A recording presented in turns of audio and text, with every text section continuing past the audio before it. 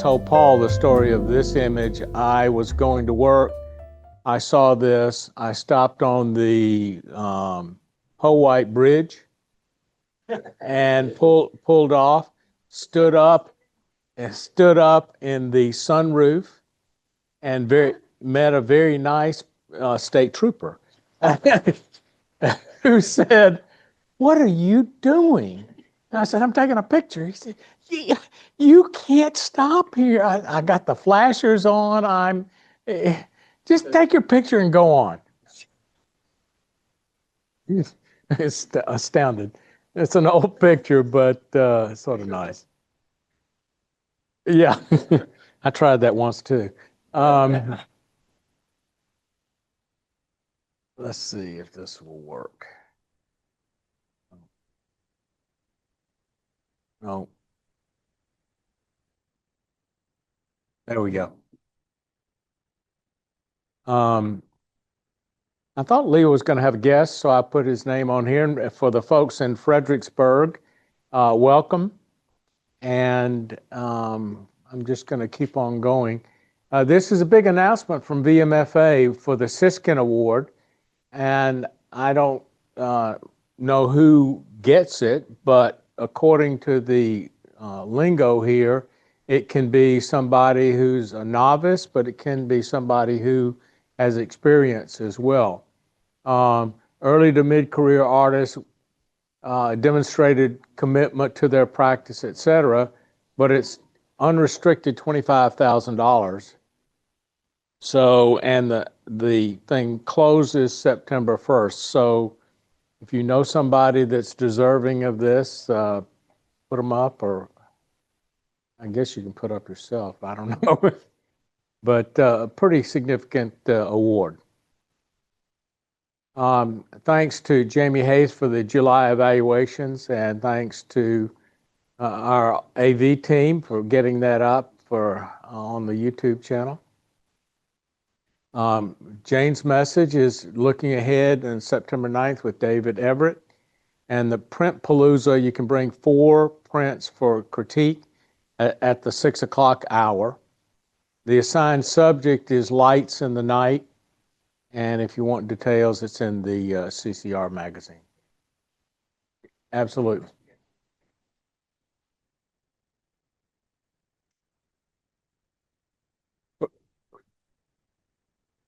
Print. I don't know that that's been defined, but because it's not.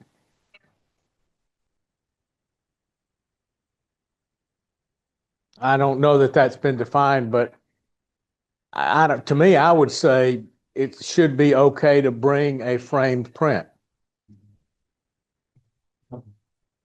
or unframed, because it's an informal thing. You put it in the light box, so better on. Absolutely. And on October 14th, Bob Brown and Bill Lohman are coming, and it's a pie palooza for those of you who are pie cookers. That would be wonderful. They'll share their adventures while working at the Times-Dispatch, and they had pie from around Virginia, so that'll be sort of a neat, something different here.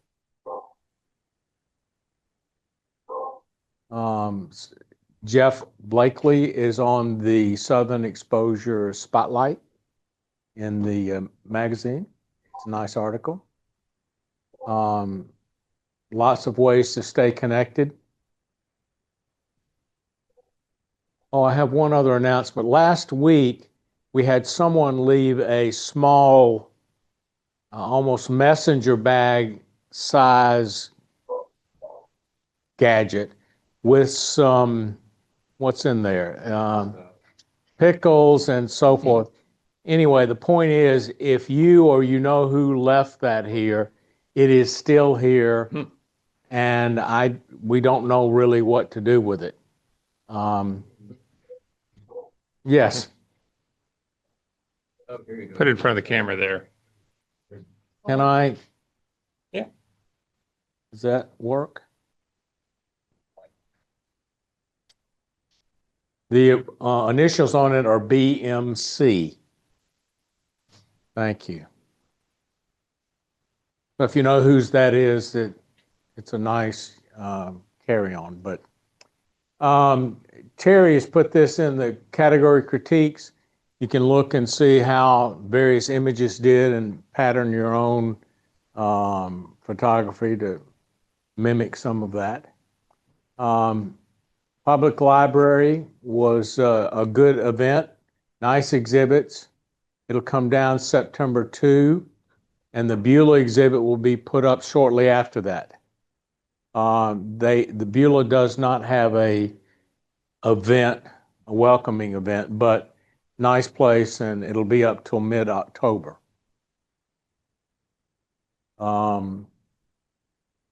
Chesterfield, as we just said, October is Perkinson Center, and November is VCU Health. And Terry, you're going to put up a little calendar, I hear, of... Well, there is a calendar on the website. It's in the... There is a calendar on the website. I think member information page or something like that. It's a little hidden, but so we're going to create an exhibit page.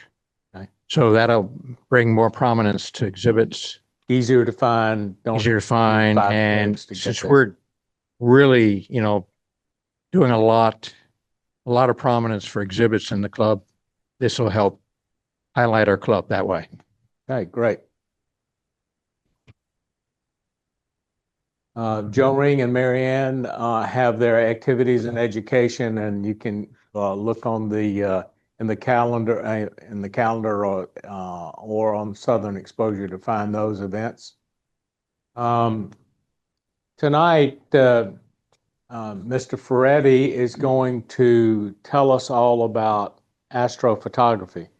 And for those of us in this room, you may think that you know about this, and you may think that you know how many planets there are. Mm-hmm.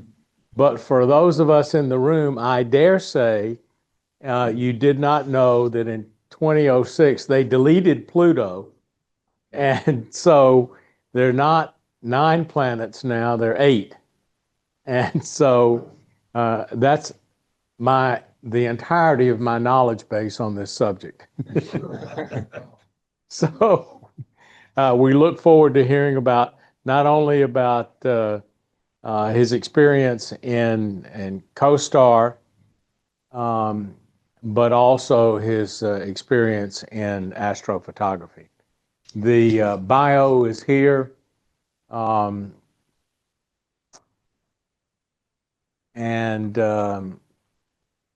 wish that we could have him show how to throw a hammer, but I don't think. That's not in my wheelhouse either. But anyway, I look forward to him. Gian, welcome, and you've got the floor. Thank you so much. I appreciate it. Yeah, thank you for having me, everybody. This is great. I was introduced to your club by Leo because we've been working together at CoStar for a while. I've been with CoStar for 6 years, so I'm in Richmond pretty often. I wish I could have been in Richmond tonight, but I didn't get the chance to be there. So we have to do it. We have to do this remotely. But it's a pleasure to be here. My name is Gian Ferretti. I'm originally from Italy, born and raised there. I moved here about 10, 11 years ago. So I'm still fresh in the US, but I have this really big passion for deep sky astrophotography, and Leo knows about that. So he asked me, "Why don't you talk about it in one of our meetings?" So we set this up. I'm gonna try to share my screen now so that I can show you something that I've prepared for tonight. Let me know if you guys can see this. Is that showing up all right? Perfect. Amazing. So here's what I prepared for you tonight. Kind of my journey, how I started astrophotography, and how I went from just doing it on a vacation to then doing it at home in my backyard to finally having my own telescope in a remote observatory in Texas so that I can image the night sky pretty much anytime that it's clear in Texas, no matter where I am in the world, which is pretty remarkable. So at first, I just want to kind of let you know how I started. Started with like a regular mirrorless camera and an entry-level equatorial mount that I'll talk about in a second. Then I'll show you, once I got passionate about it, I said, well, how can I make this, step to the next level? And that's where you get into having a special Astro camera that has a cooled sensor. You also get into guiding. Guiding helps the equatorial mount to track the sky for a long time, because usually you can track the sky for a while, but these mounts are not perfect mounts, so they will lose track of the target. So guiding helps in being very accurate. Then I want to talk about two types of deep sky imaging. There's a part called narrowband, and there's a part called broadband. So we'll dive into what those two look like. We'll talk about some astrophotography basics, fundamentals, and then I'll tell you about running, a telescope from a remote observatory and how I automate a lot of it. We'll talk about some of the post-processing basics, and then I'll tell you about some of the lessons I've learned during this journey, and then we'll open it up for some Q&A. So, where did I start? My passion started when I was on vacation. I would usually go to Sardinia. It's an island in Italy, and you can find some dark skies there. And so I would just bring my DSLR and shoot the night sky usually on moonless nights. And when you're shooting with just a tripod and a DSLR, you can get so much. You can get amazing photos, but you're kind of limited because as you push your shutter speed, to like 30 seconds, then you're going to start looking at star trails in your images. So to fix that, I bought a really cheap equatorial mount. And the equatorial mount is this thing that you see right here. And you've probably seen it before. The concept is really easy. You have the mount, and the mount is aligned with Polaris. Now, we know that all the stars rotate around Polaris. So once the mount is aligned with Polaris, it pretty much, you can point it at any point in the sky. And if the mount is well aligned, it will compensate the Earth's rotation so that you can take very long exposures without having any star trails. So that allows you to capture a lot of light and get a lot of details from your photos. The easier way to start is with a wide angle lens. And so you just go out and capture the Milky Way from a remote place. And just a handful of long exposures stacked together can give you some pretty stunning results. These were some of my first experiments. And these were just like 4 or 5 frames for 3 minutes each stacked together. And you can see how the Milky Way comes to life just by having, this is probably a total of like 12 minutes exposure time. But you see how everything just comes to life. This is nothing special, but that's where I started. And I was like, wow, I really want to dive deeper into it. And so the next step is, okay, now I'm shooting with a wide angle lens. What if I shoot with a zoom lens? What if I'm shooting at 200 millimeters, 300 millimeters? You need a better mount, but you see a lot of things that you didn't even think were possible to see. So next, I started investing in some more expensive gear. And you'll see here, this is pretty common setup for deep sky astrophotography. This is a telescope that's it's about 1,000 millimeter focal length. And you'll see at the end, it has a cooled Astro camera. And the reason why astrophotographers like this special camera is because They're regular sensors, but they are cooled so that when you're taking a long exposure, the sensor doesn't heat up as much as it would normally do with a regular camera. And so the noise level is always low. Because usually when you take long exposures, the sensor heats up and it creates a lot of noise in the images, and that kind of destroys, the structure of the image, and you can't really see those like faint nebulas that well. But with a cool sensor, that doesn't happen. And then you also get into a filter wheel because you have different filters when you're shooting in the night sky. You have a better mount. You'll see this is a pretty decent mount, and you have dedicated lens. So what can you do with something like this? Even from the city, even from a suburban backyard, you can get some pretty incredible images. For example, this one is like the Rosette Nebula, and you can shoot it from your own backyard, even if you're in a super light polluted place. And actually, this one I remember shooting in Chicago because I lived in Chicago for a while, and I would set up my telescope pretty much in the middle of the city. And shooting certain targets is possible even in really light polluted areas. And this is an example of my telescope tracking the night sky. You can see that it's pretty much moving as the Earth is rotating. So it's really cool to see it happen. Now, these are some more examples. This here is they're called this image represents the pillars of creation. This photo is really famous. This target is really famous. This is my photo, but NASA captured this photo maybe 10 to 15 years ago for the first time. We had our super high resolution photo of this region of the sky, and it's really famous because they call it the pillars of creation because there is a lot of moving parts in this area of the sky, and so that target is pretty much evolving, and you can see that there's new stuff that over the years shows up.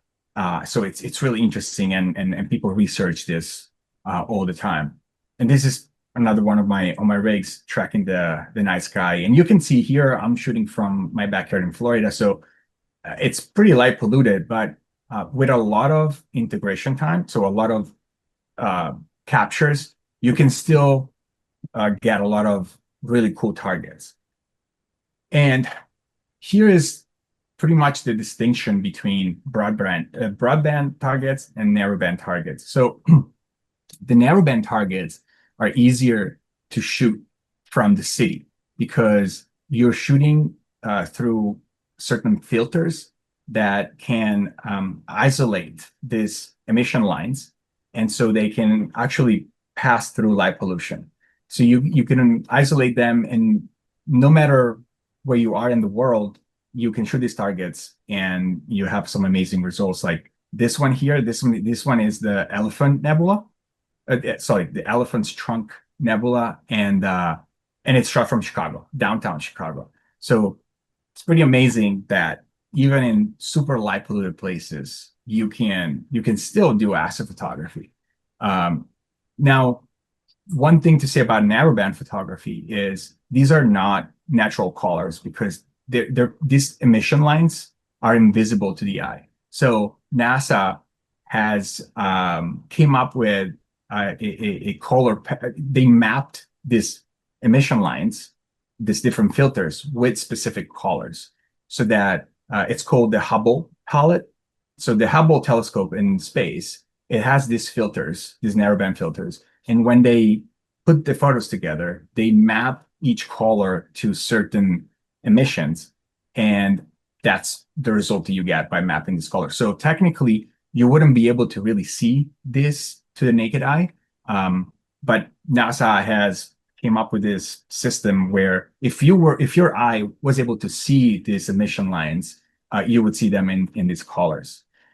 Now, on the flip side, we have a lot of broadband targets that these are targets that your eye see, and these colors are accurate. This is what your eye would see if you were able to zoom in this much. And actually, people that do visual astrophotography see these things in their eyepieces. I don't do visual. I mainly do digital astrophotography. So I capture a ton of frames and then stack them together, and you get some incredible details. Now, the broadband targets are harder to get because you want to shoot them from a dark place. It's tough to get some of these broadband targets from light polluted areas. There are certain targets that are easy, for example, like the Orion Nebula. That's super bright, so you can pretty much get it from anywhere in the world. But then later on, I'll show you some examples where you can capture some really, really faint, dark nebulas where you wouldn't be able to do it from a regular suburban sky. So you really need the dark skies of like Texas or just remote places. Talking about some basics, what do you really need when you're doing deep sky astrophotography? The signal to noise ratio is kind of the basic rules. Pretty much that means you want to image a target for a long amount of time. And the way to do it is you take long exposures, usually 2 minutes to 5 minute exposures, for a long amount of time, hours, if not multiple nights in a row. And then all of those photos, they get stacked together and they pretty much give you a final result that is the sum of how much you've shot that target for. So if you captured thousands of frames, those all add up to maybe 10 hours, 20 hours of total integration time. And the more integration time, the better the result. One other thing to mention is polar alignment is also crucial to this whole ordeal because your mount has to be aligned with Polaris as perfectly as you can so that it can track the sky and not give you any weird stars. There's a lot of when you're in the field, some nights you're dealing with tracking errors, wind, the conditions might not be great. So there is a lot there that needs to be taken into consideration. On top of the fact that you can't do astrophotography every night because depending on the moon phase, you might not be able to shoot certain targets because the moon is too bright. The moon acts as a huge source of light pollution. So it kind of sucks for astrophotographers because half of the month you can't really shoot certain targets, and then depending on where these targets are in the sky, you might not be able to catch them because they might be too low. So each season has their own targets, and that's also the beauty of astrophotography is just knowing where these targets are going to be and when is the best season to shoot them. And also focus is a really, really important thing in astrophotography. At first, I started using bathing-up masks. Pretty much these masks, you put them on top of your telescope, and when the telescope is in focus, you'll see that the stars give you kind of like a cross. It gives you like this diffraction effect so that it creates this perfect cross. Then, when you install an autofocus system on your telescope, you don't have to worry about that. It calculates it for you. But you also want to keep in mind that depending on the temperature, if the temperature drops, the telescope is going to get colder, and so the optics are going to go out of focus. So there is just a ton of different technical things to keep in mind when you're doing astrophotography. Then I put some useful resources here, and I'm gonna talk about this, and then I'm gonna show you quickly because I have these sites pulled up on my computer. And one of my go-tos for weather is like this clearsky.com. It gives you a really cool weather forecast for the night. It gives you like cloud cover, low clouds, transparency, seeing. Seeing is really important in astrophotography, and it's something that not many people know about unless you're an astrophotographer. But the seeing is the amount of turbulence that's in the atmosphere. And the more turbulence, the less good results for astrophotography. Because, you know, when you're shooting something that's so far away, you got to go through a lot of different, you know, layers of atmosphere. And the more turbulence, the more challenging that telescope is going to be.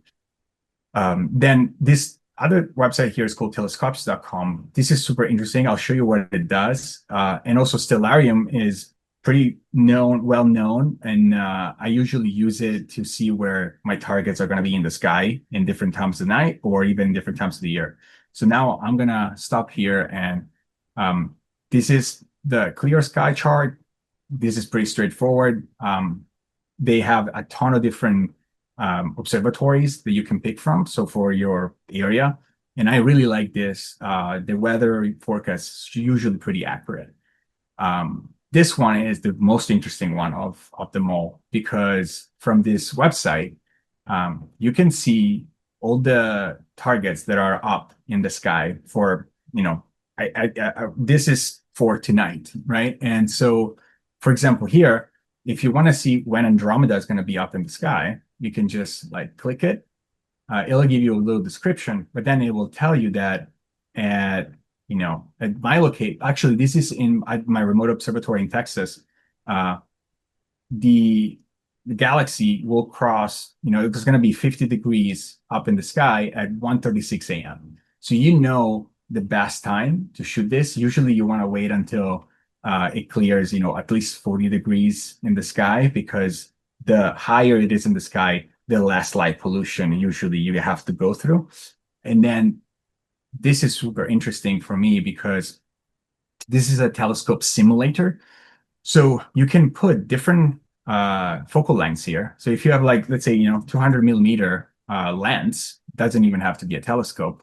Then you can say, oh, I have a full frame sensor or a crop sensor, and this will show you what that target will look like in your frame. So it's super neat, super useful. And so I plan a lot of my targets here because I know I can frame them. I can see how they look and what kind of lens I need. So it's something that would be awesome if you guys want to check it out. And literally you can search for every single target in the night sky. And at the same time, Stellarium is also really useful because it kind of tells you where things are in the night sky. So if you're just manually looking for these targets, this is a great tool to have. I usually have it on my iPhone because it has this AR view where you can point it at the night sky and it will actually guide you through your, you know, selected targets. So it's really neat. Now, going back to the presentation, the next slide is talking about my remote rig and my remote telescope. So I went from, you know, shooting from my backyard pretty much as I could to, well, now I really want to step it up even more and send my telescope to a dark spot, a dark place. And I decided to send it to an observatory in Texas. This is in Central Texas, and they opened this observatory maybe a year and a half ago. And right away when they opened, I knew that I wanted to send him there because usually remote observatories charge pretty steep fees for, you know, this pier rentals. But this specific observatory is one of the best ones in terms of pricing. And so I pretty much sent a bunch of my equipment to Texas. They installed it for me, and now I'm just paying a monthly fee for the rental of the pier where my telescope is installed. And I actually have two telescopes in this observatory. They're mounted on top of each other, so it's a big. I have a big C11 Celestron C11 telescope there, on top of a smaller wide field telescope that's only 250 millimeter focal length for wide field astrophotography. And this is Okay, this is a photo of the observatory, so you can see how many telescopes they're hosting there. They have telescopes from pretty much all over the world. And typically you purchase your own telescope and then you ship your gear there. You rent a pier, there's a monthly fee. And then how do you run everything? You pretty much have a mini PC installed on top of your telescope that is connected to fiber optic so that I can control everything via remote desktop. And I can just log in whenever I want and automate my captures for the night. And all these buildings have a rollable roof so that, during the day and when it's rainy, they're closed, they're shut. But when it's clear, they automatically open so you can image the night sky. And these are some of the best images that I've taken from the observatory since like a year ago. Usually I try to capture 2 to 3 targets per month. It depends on how many clear nights I get. But these are targets that I would never be able to shoot from my location in Florida. I would have to travel to a dark site. And you can't really do that, especially for a long time. So this gives me incredible joy. And so this is like the Blue Horsehead Nebula. This is a broadband target. It's a ton of hours of integration, but when you have a remote telescope and you have plenty of nights, you just let it go and shoot as much as you can. And you can capture pretty incredible targets. This is Thor's Helmet. This is a narrowband target captured still from Texas. This is with my, you can see the difference. This is shot with my C11, so it's a 2000 millimeter focal length, while this one is shot with the wide angle lens at 200 millimeters. The beautiful thing working with the big telescope is being able to capture galaxies, because galaxies are usually very small, and so you need a really big focal length. And so this is one of my favorite galaxies. It's the Antenna Galaxy. Just pretty incredible what you can see in the night sky. This is more famous. It's like M51, the Whirlpool Galaxy. Again, still a capture from Texas with the big telescope. Pleiades is also, you can see Pleiades from everywhere. The difference is when you're shooting Pleiades from the city, you don't really get this dark, they call it interstellar dust. This is really, really hard to capture because it's one of the darkest things that you can image in the night sky. And the only way you get this interstellar dust is because these bright stars reflect light over this like dark dust. And so it's really hard to capture from a light polluted city or a light polluted place because you just can't get that sort of resolution and definition. But from dark skies, you can easily do it. And so it just looks pretty incredible. This one, similar. This is very, very faint. It's the Witch Hat Nebula. The only way we can see this so clearly is because this big star here illuminates it. But it's still super faint. So it still takes a ton of integration time to capture something like this. And it's usually only doable from really dark skies. This is a narrowband target. So it's what we were talking about before. I still capture this from Texas. The red area, this is all hydrogen, while the blue area is oxygen. And again, this would be invisible colors. It would be a black and white image to our eyes. But according to the Hubble palette that NASA established, this is how we see colors, because I assigned to each channel specific colors, and this is how it meshes. It almost seems like it's art. It's kind of mind blowing. This one, I'm also a huge fan of this one. Again, this is like that interstellar dust that's really, really hard to capture. This is the Gecko Nebula. And then here you see like a narrowband target. Sorry, you see this is a broadband target. But then I also integrated some narrowband data. So again, the red, when you see red in astrophotography, usually it's because it's hydrogen gas that's in that area. So the red is hydrogen, and then everything else is just like interstellar dust and a ton of different stars. Now you might ask, how do I run this from the remote telescope? It's quite a complicated process, but once you understand how it works, it's actually not that hard to understand. There is a sequencer. So you set up your sequence, you save what target you want to image for the night. And then the telescope usually slews to that part of the sky, takes a photo, and compares it to an online catalog and says, well, you're not quite where you should be. So it usually adjusts 2 or 3 times. And then when it knows that it's 100% accurate on what target you want to be on, it just locks that target, shoot it for the whole night. And then you have a ton of different safety related alerts in case, it starts raining or there's some sort of failures. Usually when that happens, I'm already asleep. So I just count on the observatory closing the roofs, and then I know my telescope is going to be safe.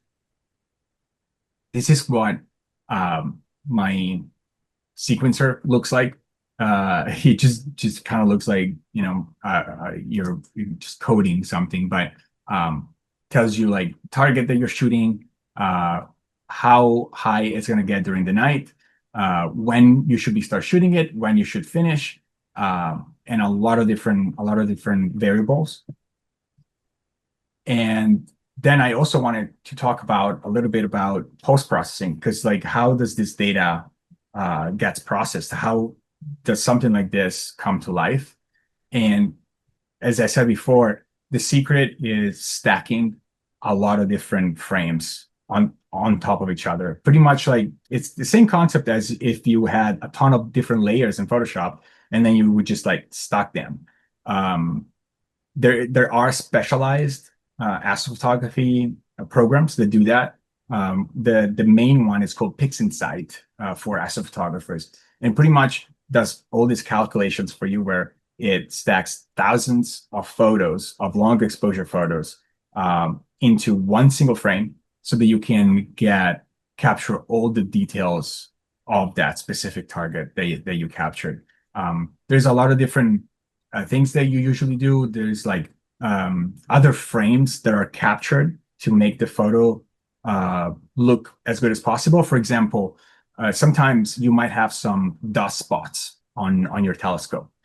And the way to avoid those is capturing, they're called flat frames. And pretty much the thought process there is you're taking a photo during the day with some light coming into the scope, just a little bit of light.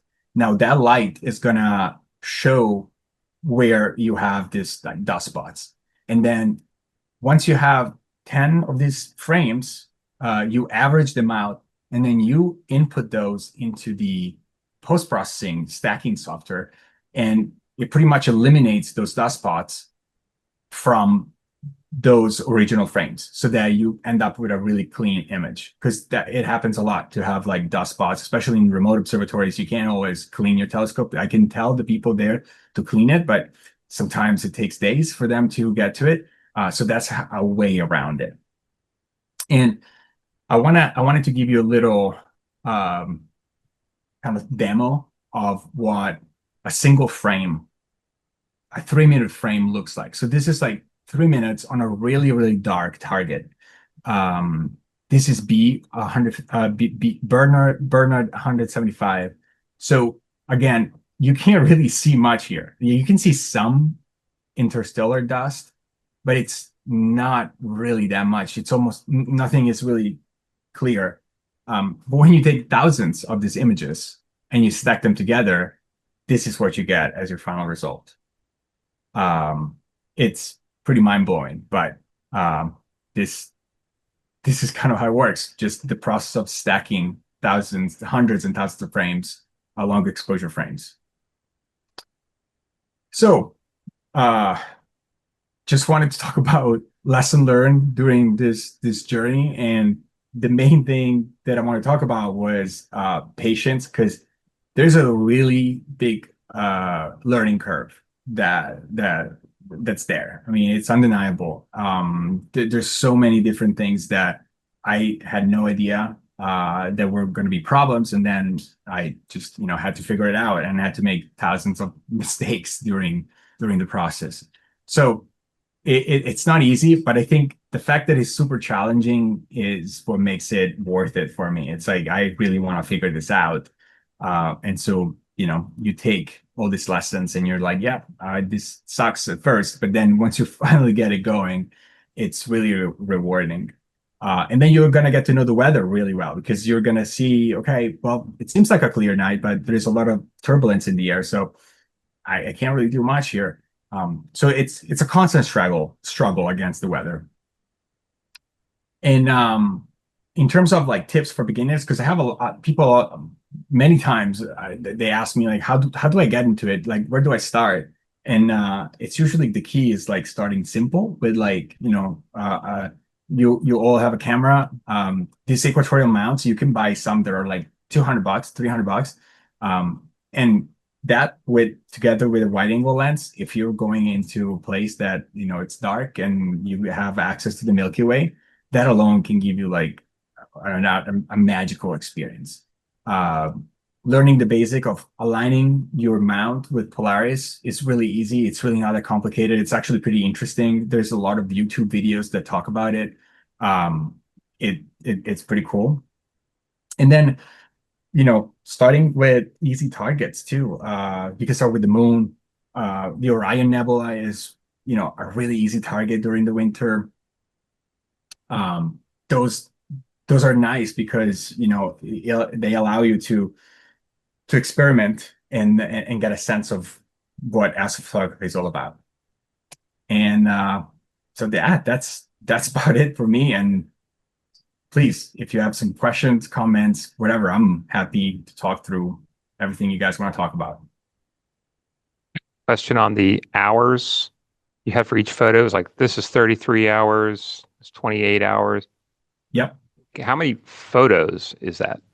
So usually it's in the hundreds. So let's say I capture long exposures. These are all 3 to 5 minutes shots. So in a night, you probably have 70 to 80 photos. Multiply that by 4 or 5 nights at least. So that's, you're talking about 300-400 photos that get stacked together. Yeah. Question here. And I think Marianne had a question. Yes, John, I'm trying to figure out where you put all these photos and stack them. Yes. With software, hardware, that type of stuff. Yep, I'm gonna send a couple of links out, because there are a couple of software that are actually free, and there is one for Mac and PC users that's called Starry Sky Stacker. I believe that's free, or it's pretty cheap, like $6 or $7. That will allow you to play with stacking photos. But I can send some more links, and the one that I'm using, it's called PixInsight. It's a little more advanced, but it gives you so much control over the whole process that it's worth it once you know what you're doing. But the basic ones, you can even like look on Google, free stacking for astrophotography software. You'll find quite a few, and they work great, especially for Milky Way stuff. They're pretty good, and you get some really good results with just a handful of long exposure photos. You can even try with just a long exposure, maybe like 20-30 seconds on a tripod, and then stack those maybe like 10 frames that you have. You'll see like a crazy difference between a single frame and stacking 10 of them. Do you have a separate hard drive that's massive amounts of terabytes that holds Yeah. all of your pictures? And Yes, 100%. Yeah, it gets in the terabytes quickly when when you're taking so many images. do you keep that offline? Is it something that, Yes. yeah. Yes. For example, from my remote observatory, I have a 10 terabyte drive on that mini PC. And then I usually use Dropbox. So I transfer everything into my online Dropbox, download it from my computer at home, and then clean the Dropbox because otherwise it just run out of space pretty quickly. And then archive them into some separate hard drives so that I can store them. Excellent. Thank you. You're welcome. Out with the proliferation of things like the Skylink satellites and all that, how much of a problem is that for you with the satellites? How often do you deal with an image where you have a satellite crossing it? It happens a ton, especially now that Starlink has so many satellites. You get a ton of like passes, right? Like, and you'll see, even if you try for yourself on the Orion Nebula or the Horsehead Nebula, that's this one that you see right here, they pass so many different times. Luckily, with PixInsight, the stacking software, the algorithm actually recognizes these light strikes, and they pretty much delete them from the final image. But if you didn't have those software algorithms, it would just pretty much ruin the whole photo because you would see a ton of different passes of the satellites. So astrophotographers kind of hate it. The Starlink is an amazing service, but it is ruining the night sky. Hi, this is Rick Anderson. I do what you do on my back porch. Yeah. Or backyard, and I'm really curious about what the company is that hosts your telescope in Texas, and what kind of cost is involved in the rental. Yeah. So this year, this is the company. It's called Starfront Observatories. They have different plans that you can reserve, different piers, and you see the small pier. This is with the smart telescope that I'm not a huge fan of. It's $99 a month, and then a standard pier. This is like with a wide angle lens. It's about $149 a month, which it's really affordable for remote observatories because in the past, anything that you would host in a remote observatory would be in the, almost close to like $1,000 a month, which is, out of range for most people. But at these prices, if, you're really passionate about it, it makes total sense to do it because it just gives you so much joy, especially when, you don't have to set up your gear. And you don't have to wait for good weather because, usually like Texas is really good. Like I can shoot so much more than I can in Florida. So it's really good. I can send you a link to their website, but you can look them up. They're pretty amazing. So I would highly recommend checking them out if you're interested because it's a really cool place. Online questions? Folks from online?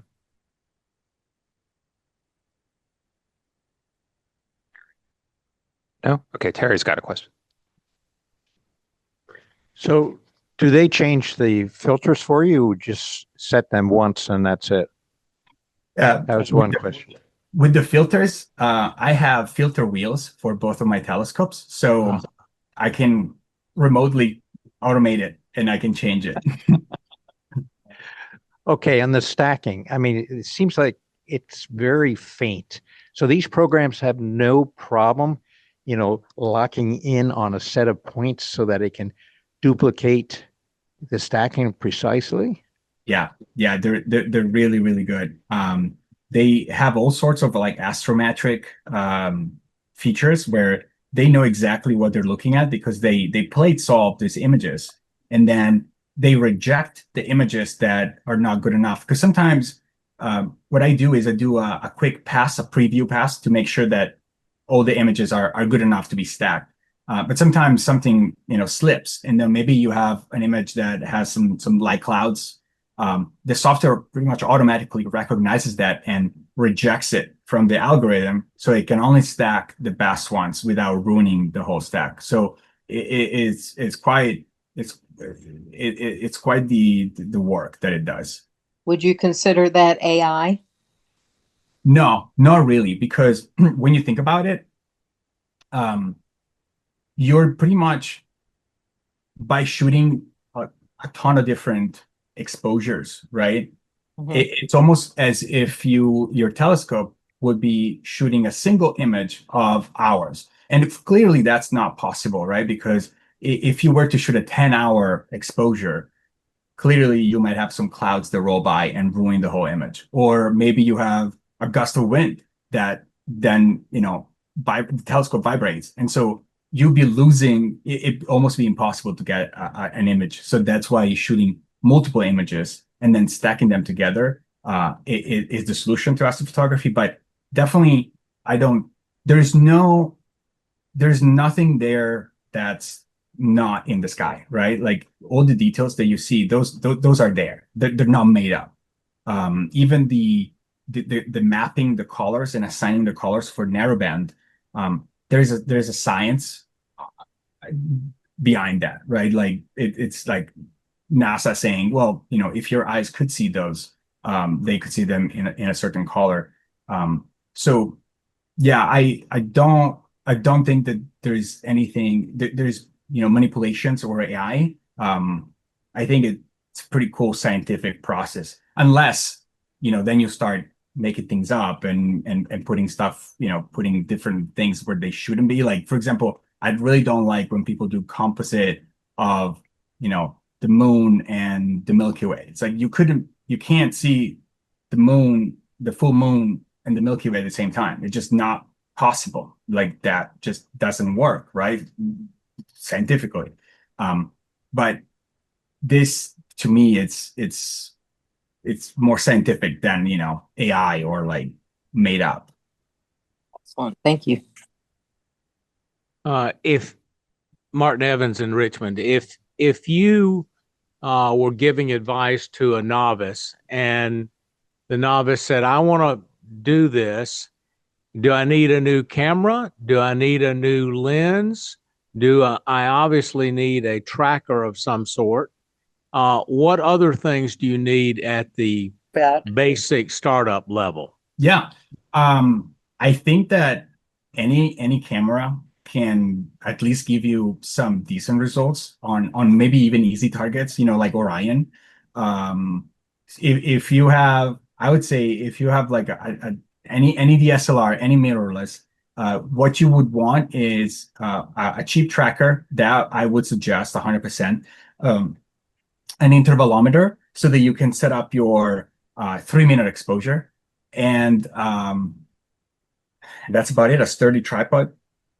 You can get it done with just that. You don't need that much. What happens usually is you go out, you try it, you're kind of successful, and you see the potential that maybe like buying better gear could have, and so you start buying better gear because you're just like, oh, I want to step it up and do better. But even just like a regular camera, intervalometer, and tripod with this cheap EQ mount, or even like one of those like move rotators, can give you some pretty cool results. I had a question about, does the observatory clean your lenses and filters for you? Yes, they do. Usually every couple weeks, I ask them to do it, and for them it's really easy to do it. If you want a deep cleaning, that's usually done every year, but they charge you a bit for it because they have to actually disassemble your telescope. But it doesn't really happen too often. It's usually just the outside that gets dusty, and so they just clean it up, And even if you have some dust inside the telescope, that's not the end of the world because you can always correct it with that flat system that I was talking about. So it's actually not as bad as I thought it was going to be because this place is kind of in the desert, so there's a lot of dust around, but it hasn't been that much of an issue. Hi, John. This is Leo. Nice to see you, buddy. Nice to see you, Leo. Listen, I have a question for you. Have you spotted alien activity anywhere? I'm kidding. I haven't. I haven't yet. I understand. Nebulous galaxies are great, but how about our planetary system? Jupiter, Saturn? Yeah, that takes another set of skills, right? It's a different way of shooting it. So it's done pretty much with the same equipment, but you don't do long exposures for planets. You do very short exposures. So you do short exposures in the milliseconds, and you capture thousands of those small exposures. And the reason why you do that is because remember when I was talking about the seeing, you're always gonna have issues with seeing when you're shooting planets because they're so far apart and they're so small that the turbulence in the air is always going to be a problem. So in order to beat, they say beat the seeing, so like beat the turbulence, what you do is you capture very high frames per second, thousands of them, and then it's the same process. You stack them all together, and the algorithm in the software picks the best and the sharpest ones. Now, there are some nights where the seeing is so bad that no matter what you do, no matter how many you capture, you don't get a clear image of that planet. But on good nights with good seeing, and Florida has a few of those, especially in summer, you can get some really crazy clear results. The only difference with planets is, other than the moon, but everything else, they require some really large telescopes because they're so far away that the level of magnification that you need to have is pretty intense. So those telescopes, they run into, $5, $6, $10,000s. So it's a little bit less friendly, beginner friendly, but it's still pretty good. I don't do much of that because I'm more into the deep sky long exposure. But it's certainly amazing.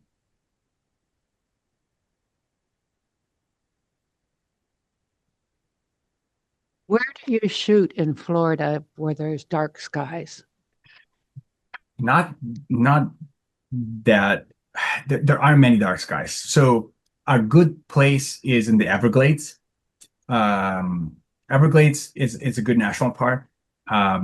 Because I'm in Jacksonville, north of me, there's a park. It's called Stephen C. Foster State Park. It's in Georgia, and that's a good Bortle 2, Bortle 3 sky. Usually when I'm here, I shoot from my backyard, and that's not really a dark sky. But I just deal with what I have, and so it's not perfect. That's why now I tend to shoot way more from the remote observatory because it is just so much better. You just get such better images that shooting at home doesn't. It doesn't feel as good anymore.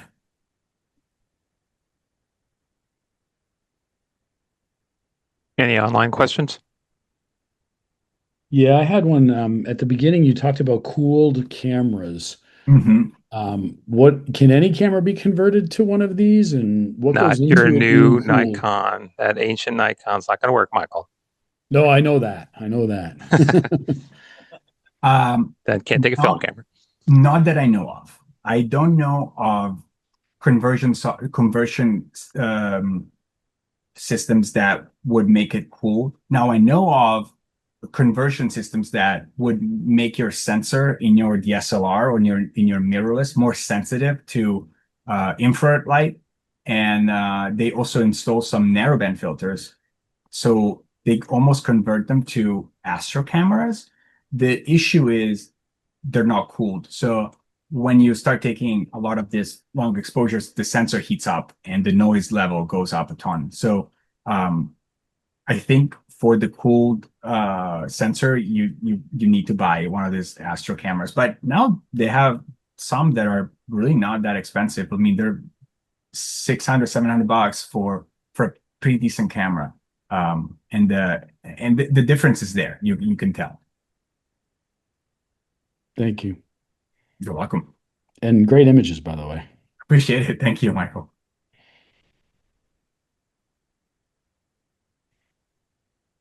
Carol had a question in the chat. If she's not on, let me read it to you. When you shoot the same nebula or any target on different occasions, will it have a different look? Are you always searching for new targets to shoot? Oh, good question. Usually, if you're shooting, because I can shoot a target for, usually what I do is I shoot a target for maybe, 3-4 weeks, depending on how many nights I have available. They really will not look that different. But interesting enough, I think it was a year and a half ago, somebody was shooting a galaxy. I believe it was M101. And they realized that there was a supernova that just appeared pretty much out of nowhere. Like from one day to the next, there was a new supernova there that appeared. And so everybody started shooting it because they're like, whoa, this just appeared. So, and that explosion likely happened, some light years away, right? But it only came to our system now. We can only see it now, which is the most fascinating thing ever. But that pretty much tells you that these targets do change, but they change in the span of, hundreds, thousands of years. So you can't always see it, but they do change in the sky. And I do try to shoot new targets as much as I can. One of the websites that I forgot to show you that I thought was really interesting, I'm gonna show you in a second here. This one is called Astrobin, and there is a collection of images from everywhere around the world, and they're all Astro images. And usually I go here to see if there's something that I haven't shot yet, and I really wanna shoot it. There's some really, really amazing work, like stuff like this. And it's really nice because it tells you what lenses they've used, how they imaged it.